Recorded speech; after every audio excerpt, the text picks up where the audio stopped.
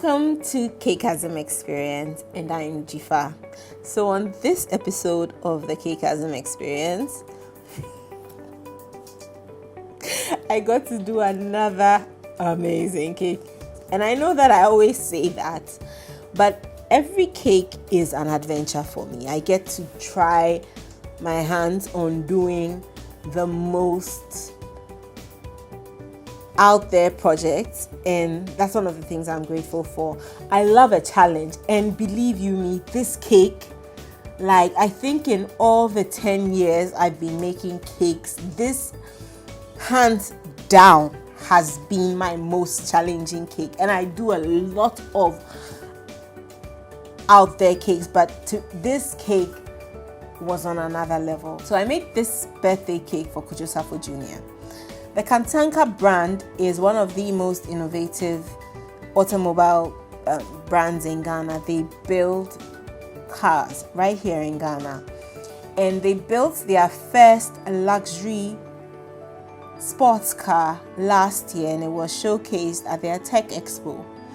So Kojo Safo Jr.'s wife hit me up and said she wanted me to make a really special birthday cake for her husband's birthday this year.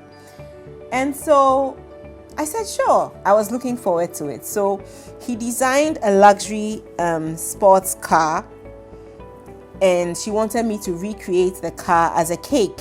Now, normally, anytime I'm recreating a car cake, the most important thing I use is the blueprints of the car, which are like the heart and soul of every car. So it has everything from the dimensions to like the tiniest of details. So anytime you want to reproduce any car as a cake, the first thing you need to do is to get the blueprints and then print them to the scale that you need them to. Now for this cake, unfortunately, I could not get the blueprints because it was meant to be a surprise, and Kojo Safo Jr. was the only one in the whole company who had copies of the blueprint, and so we couldn't get access to the blueprint. We could get access to the car, but the car was huge, and to be able to scale a car down to size visually is not easy. It's easier for you to work with a blueprint, and then you have the scale to which the blueprint has been done, and so you can calculate and get it to the size you need it to be based on the number of servings that you're working on. So that part of cake making is quite mathematical because you need to know the number of people you want the cake to serve. Then also, because it's a car cake, you need to have a scale that is workable, that you can put the details into. Because if the car is too small and you need to, for instance, do like a crown, like it'll be such a small detail that it won't even be visible. So you need to work with that. So I went to their house and I went to look at the car. I checked out the measurements, and my God, the car is a complicated car. I love cars, so I'm a car fan, and so I know virtually every shape of car there is, and the Kantanka Akofena sports car is one of a kind in terms of the design of the body of the car, the wheels, everything is so like next level. I was like itching to do it, but then the complexity of the car design was one aspect, and then I had this brilliant idea of making the car fully motorized, which means that the car could move. So I decided that I was going to put a fully operational dashboard into the car so that the wheels could be turned. You could play music. It had a USB port where you could play music. The wheels obviously could move, but the car was remote controlled, so you could move the car backwards and forwards via remote control, turn it, and all that. And so I had this great grand plan of making the most epic cake. Now, I said, and I always say this, that a plan is one thing, but when it comes to actually executing the cake, you cannot imagine the amount of stress and challenges that we go through. Now, this cake was one of my most challenging cakes because of the technical complexity. First of all, we had to build the body from scratch, and we had to build the body so that it could support cake. Now, cake is extremely heavy. We work with cake is not light, so we had to find a way of sort of creating a balance, because we didn't want something that was too heavy that we weren't going to be able to carry, but then we also wanted to have something that was memorable. And so we had to work to design something that for the scale worked, but that also wasn't too heavy that my team and I could carry. So we decided to use Rice Krispie treats and some cake elements, so that we had a lighter body that could be edible, but that could also move. We had about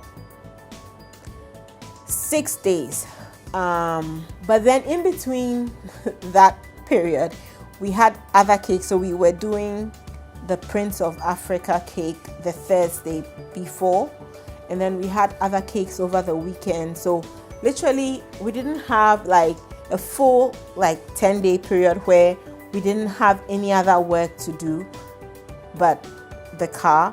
But then we also had to dedicate time to it. So we had the technical team that was working on the framework, and then I was focused on the other cakes. But then I'm usually more hands-on in the whole technical process because I have a vision of how I want every car cake to be, every cake generally to be. And so most of the times, even if I'm having somebody come in to give technical support or consult on a project, I'm still there throughout to make sure that it turns out the way I have communicated to the client, because I'm the one who communicates with the clients directly. If not me, then it's my PA. But particularly on cakes that are this complex, I had spoken to Zainab. I knew what her expectations were, and I knew what I told her I was going to do. And so that for me was the starting point. And so we had our work really cut out for us. The wheels are wider apart in the front and closer in the back. Now, standard cars that are 4-wheel drive have 2 wheels in front, 2 wheels at the back, 2 wheels in the front, and they are equidistant. And so that's how the car moves. But I think this car was designed for aerodynamics to work in a different way. So the wheels at the back are closer together and the wheels in the front are further apart. And so with that, we had to build a completely different framework. And the car itself, because it's a sports car, it was really low riding. So we also had to make sure that the cake had the base drops really low to the ground. And then we had the custom crests that Inshira cut out of silver acrylic for us, also put. And then the most challenging part of this car, I must say, apart from the wheel placements, was the doors, because the doors opened like wings, like how the Tesla's doors open. And so for that, I think honestly that was the most challenging part for us, because we had to mechanize the door. Initially, we're going to make the door remote controlled, and so that it would open on command and shut on command. But the parts that we needed to do that were going to have to be flown in, and the time that we had was too short, and we didn't want to risk not being able to have them arrive in Ghana on time to be able to do it. So we had to put that idea on the back bench, and then I had to come up with another way. Making doors that open was one thing.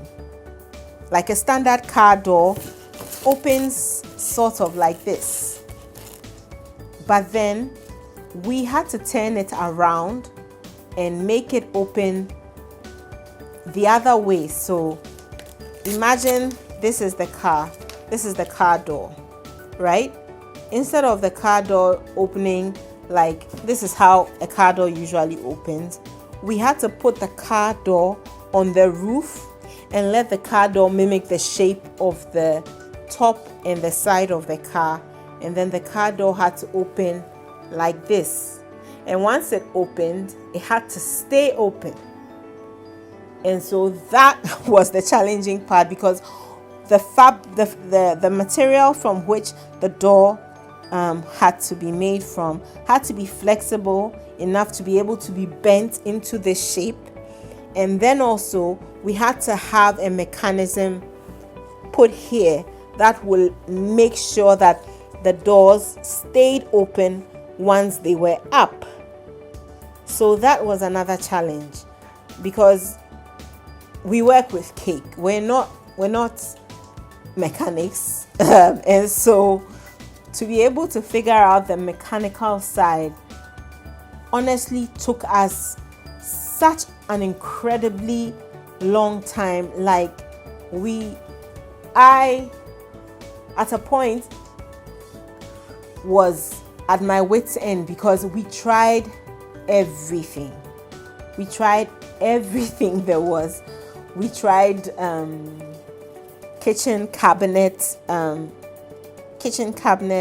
hinges that are soft close, so that when they open like that, kitchen cabinets, usually when you open them they stay open till you shut them. So we tried to fix those hinges at the edge of the door so that when you open the door it stays open. But for some reason our door refused to stay open. I had this crazy idea. I opened one of my cupboards here, and then I noticed that there was a gas spring of some sort at the door that held the door open, and I thought to myself, that could work for the cake. Okay, so we got this, it's called a gas spring. So we had to fix this on the goal was that we're going to fix this on the door so that it was kept open. Like it was going to stay open by itself, and then when we close it,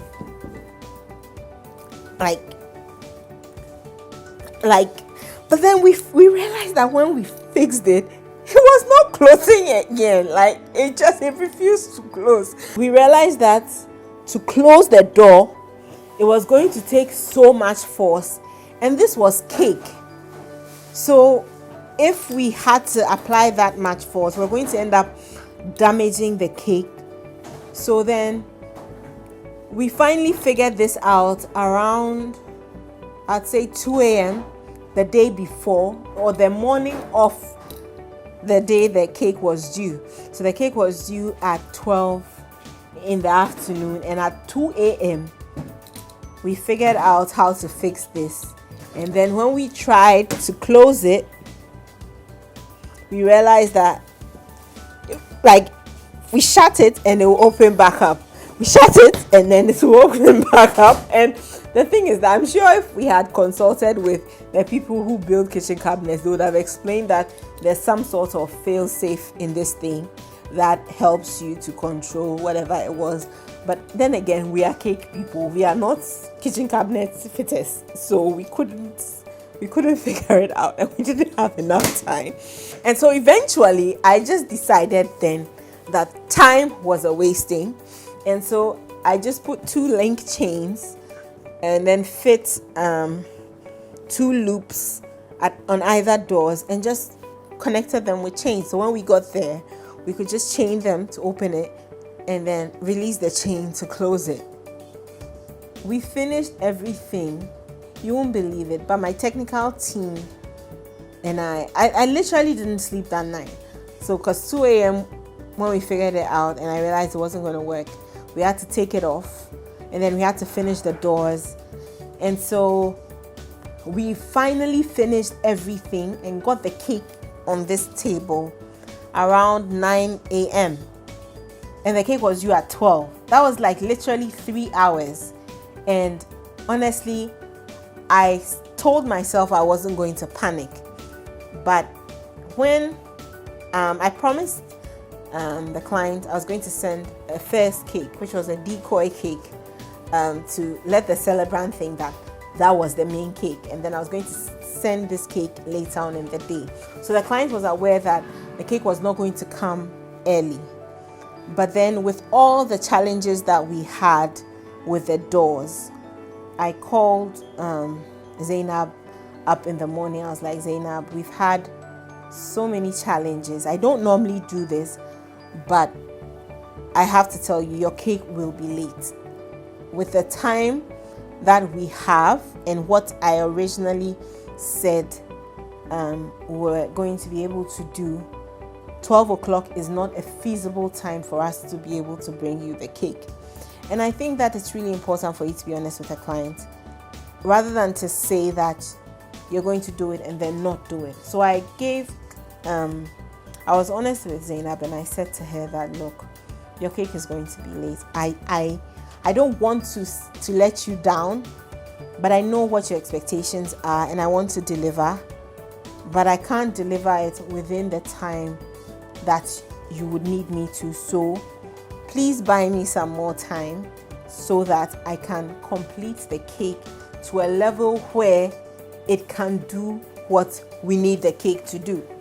Now, I'm usually very meticulous and I'm very into the finishing of my cake, but literally for this cake, we were racing because you see, you have to find a balance. Like a car cake that is sitting on a table and not mechanized, you have all the time in the world to make that car cake look pretty. But then a car cake that has to move from point A to point B, you have to make sure that the technical components work, because you are building cake on top of the technical components. So you can't now finish the technical components and finish the cake and then you try the remote control and the car is not moving. What do you do then? You have to dismantle the whole cake. Like literally, you have to cut up the whole cake to be able to access, if it's the wiring or the motor or the motherboard or the battery, to be able to make it work. Like that's how critical it is. So it was a situation where we had to make sure that every technical component was fully functional before we started to build the cake, because we couldn't come back to it. There was no way we could come back to it. And so the other problem that we had was, because we had to lengthen the front 2 wheels because they were wider apart based on the car design, we had to let a welder create a custom front axle for the car that was extended by 3 inches on either side. Now he did it, but I don't know, we tried it out. The car moved front and moved back, like it was fully functional. So I decided that we should cover it. But once we did and we started building the cake, I realized that in as much as I wanted to keep the weight at a minimum, it wasn't possible because the cake was heavy. We baked close to 20 sheets of cake, and I actually managed myself to use 10 of those 20 trays. And our trays tend to be quite big. They're about 19 inches by about 12 inches. So they're quite big. We made Rice Krispie treats, which are made out of marshmallows and Rice Krispies. They're a lighter alternative. So they are edible. They're really delicious.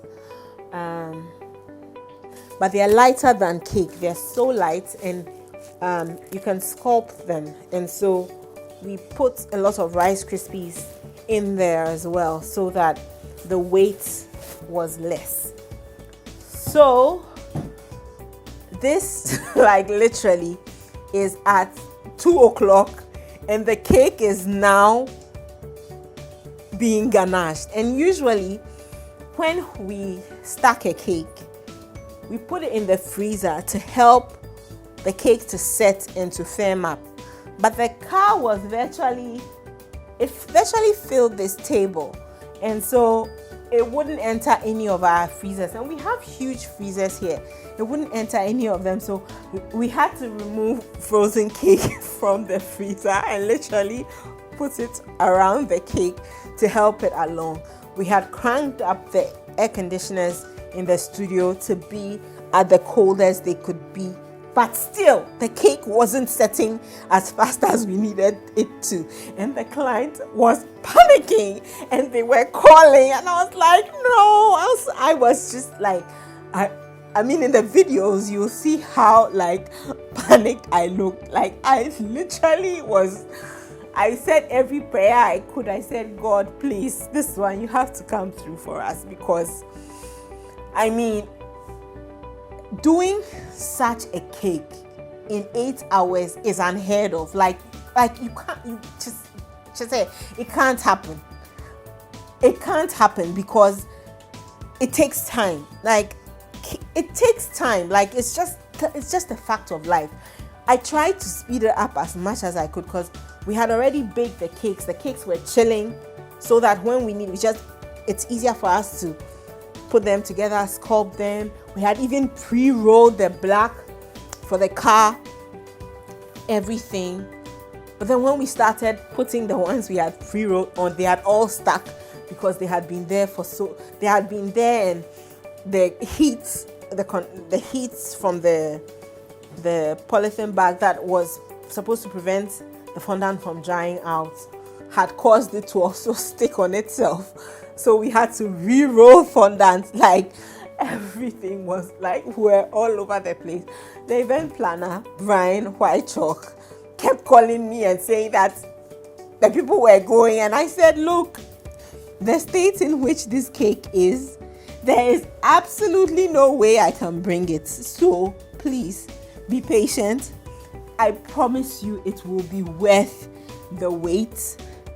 I will bring you the cake, but I want to bring it to you in a state that is acceptable. So it's like I don't want to bring it in a state where he won't be wowed. I want it to be all that. So I'm doing my best to finish. Like I can even send you a picture now. Like I'm literally almost done. 6 a.m. to 6 p.m. I didn't sit in a chair for even 5 minutes. Like I hadn't eaten breakfast, hadn't even drank water. I was like a robot, like because I knew I didn't have time, and the client like was panicked. But the thing was, Zainab was also understanding because she knew the amount of work she had given me, and she hadn't told anybody else the level. Even she herself didn't know how big the cake was and the details and the complexity of what I was doing. And so when she gave me till 6 o'clock to do it, I began to calm down a little bit, and then we got the cake finished. I mean, I'm really particular about finishing, but with what we had and with the time constraints, I mean, I feel like my team, Charlie, we killed it because they brought it. they brought it. Like, it was, they came through, because I gave them pressure. Because me, when you are giving me pressure, I give my team pressure as well. And a lot of the times, a lot of people think that when a cake maker, I mean, I can't speak for everybody else. I can speak for myself. I try within all my might and power never to let any of my cakes be late. But Charlie, things happen. Things happen that are beyond our control, and we are human. You know, a lot of the times, a lot of people tend to think that we are not human. We don't. Sometimes it can happen that someone falls sick. Like, one of my crucial team members on that project fell sick for 2 days. He couldn't come. And I tried as much as possible to do a lot of what I could do on my own. But there are certain things that, like I say, I'm not a mechanic. And so there are certain things that, yes, I'm creative and I can figure a lot of the mechanical stuff out. But there are certain things that I'll need an electrician or someone with a mechanical background to fix, because I'm not a mechanic. And plus, I don't want the thing to crumble and break. I want whatever structure we build to have a high degree of structural integrity. My team will tell you this, hands down, has been the most challenging cake we have done in this studio to date. But we have learned so much about mechanized cakes. I mean, and the next mechanized cake that we are going to do here, Charlie, the kind of things that we'll be able to do, because we have learned so much and we will be able to do so much more with it. I designed the cake, obviously, to be really big, so the cake needed a huge space. So we got a 6-foot by 12-foot podium for the car, so that the celebrant could control it via remote and then move it up and down and then cut it, which was amazing because the cake was almost, I'd say, about 4 feet long and 2 feet wide. So it was quite big, and so we're still able to move it via remote control. And Zainab was so happy, and Kojosafo Jr. was also so happy. And for me, that made like everything worth it. The sleepless nights, the stress, the near heart attacks, like everything. That made everything worth it. And you know, a lot of the times, you know, people on social media can say a lot of things. But for me, the most important thing is that the client is happy, because they are the ones who paid for the cake at the end of the day. So if they are happy and satisfied with what I've done, glory, hallelujah. It's a testament to perseverance. We persevered. We didn't give up. I told my team that, look, we just need to finish this cake and get it to the client. Let's just not give up. We are tired, yes. We are hungry, yes. We haven't eaten all day, yes. But let's just get this cake to the client. Let's make their day, because that's what we have signed up to do. And we did, and they were happy. And we give God all the glory. We really do. Because without him, like, God came through bigly. If there's such a word, God came through really bigly for us. He really did. And so thank you to Zainab for trusting us to do your husband's cake. Thank you for your patience. Thank you to Brian White Chalk. Thank you to Men's Cook. Thank you, Dave, for ensuring that people were happy and fed at the party while we delayed. Thank you to everybody, my team, Paul, thank you, all Team Sweet and Tins, our electrician, our troublesome Kofi, Robert, everybody, thank you who came through. Thank you, Michael, for all the ideas and support you've given us. on this project. I hope you guys enjoy it. And this cake really is a testament to innovation and the fact that whatever you can conceive in your mind, you can achieve. Once you persevere, once you don't give up, everything is achievable. Thank you, and see you another time. And remember to mask up and stay safe. Till we see you another time. Bye.